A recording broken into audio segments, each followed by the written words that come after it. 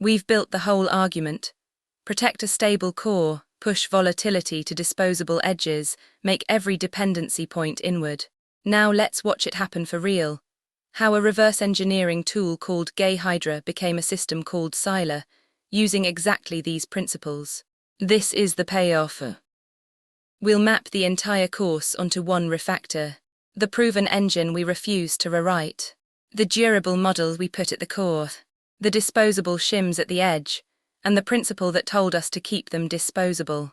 Then a quick look at planning the build with project design. And finally, the bibliography, every book this course was built from. GayHydra is a hardened fork of the Ghidra reverse engineering toolkit.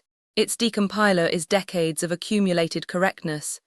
Every strange instruction set, every edge case, painstakingly handled. That engine is not the problem.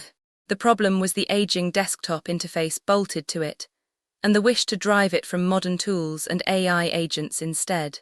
So the question was, how do you modernize the outside without endangering the irreplaceable inside? The answer starts with a maxim: never rewrite proven code. That decompiler is congealed correctness. Rewriting it resets decades of bug fixes to zero. Netscape famously died of exactly that mistake. But the maxim has a sharp edge. Separate the proven and timeless from the proven but aging. The decompiler engine is timeless, leave it forever. The desktop interface is merely aging, that's what you modernize. Spend your rewrite risk only on the second kind. So here's the move. GayHydra stays exactly as it is, the proven engine, untouched, running inside a hardened container. Around it, a new layer. An engine as service that exposes the engine over the network. And out at the edges, the things that will date: a gRPC interface, a Rust client, an agent protocol, a web front end, each a thin replaceable shim. The engine is the protected core. Everything modern is a disposable adapter. Look at what sits where. At the center is the reverse engineering domain model. Functions, basic blocks, cross-references, types, the decompiled output. That vocabulary has been stable for 30 years, because it's the shape of the problem, not a technology. So that's the durable core. The transport, today gRPC, with an agent protocol on top, is volatile, so it lives at the edge as a thin adapter you can throw away and rewrite. Drawn out, the durable model sits behind a transport-agnostic contract, a port. The gRPC adapter that speaks it to the outside world is perhaps 200 lines, and it's deliberately disposable. When gRPC falls out of fashion, you write a new 200-line skin. The model, the thing that took real thought, never moves.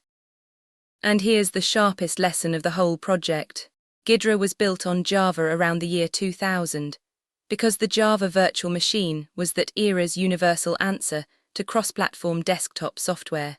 Java was correct for 2000, but Java couldn't host the decompiler, so the decompiler was carved out into C++, and the entire painful Java to C++ seam exists, to this day, as a downstream consequence of a 20-year-old tooling choice that went structural. The lesson: you cannot pick a technology that lasts 20 years, they all eventually fossilize. So you don't bet on the technology. You bet on the slowest moving layer, the domain model, and you keep this decade's universal adapter at the edge, where it stays sheddable. The founder's mistake wasn't choosing Java, it was letting the era's adapter become the spine. Notice where the hard engineering went, too, into the shell, never the engine. The engine service runs in a lockdown container. A read-only root file system, every system capability dropped, a non-root user, the network bound to loopback only. And the war stories are all about the shell. The Java launcher derives its home directory from the password entry, not the home variable. So on a read-only file system it died, until home was pointed at a writable temporary space. The launcher needed a full development kit, not just a runtime, because a script compiles at runtime. That temporary space had to allow execution, because the native decompiler unpacks and runs from it.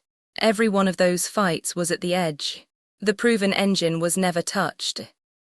One more principle from Yuval Lowy. Once the architecture exists, you design the project to build it, you don't just start coding. List the activities and their dependencies, draw them as a network, and find the longest chain from start to finish. That longest chain is the critical path, and counterintuitively, it's the shortest possible time the project can take. You can't beat it without changing the plan. Scylla was built exactly this way. A sprint plan of design decisions, each its own vault of work, sequenced along its critical path. Here's the idea in miniature. A handful of activities, some depending on others. The critical path, highlighted, is the longest route through the network. Shorten anything off that path, and the project finishes no sooner. Shorten the critical path itself and the whole project moves. That's how you answer how long will it take, with something better than a guess. So there's the whole course in one real system. We protected a proven core and refused to rewrite it. We put the durable domain model at the center and pushed the volatile transport to disposable edges. We made the dependencies point inward, at the model, never out at the wire format. We decomposed by what changes, not by what the system does. And we kept this era's universal adapter from ever becoming structural. Hexagonal architecture, volatility-based decomposition, clean and onion. They are all one idea, and GayHydra becoming Scylla is what that idea looks like when you actually do it. Everything in this course was taught in our own words, from the books on this final slide, keep them close. They are the deep versions of everything we covered. Thank you for watching. Now go protect your cause.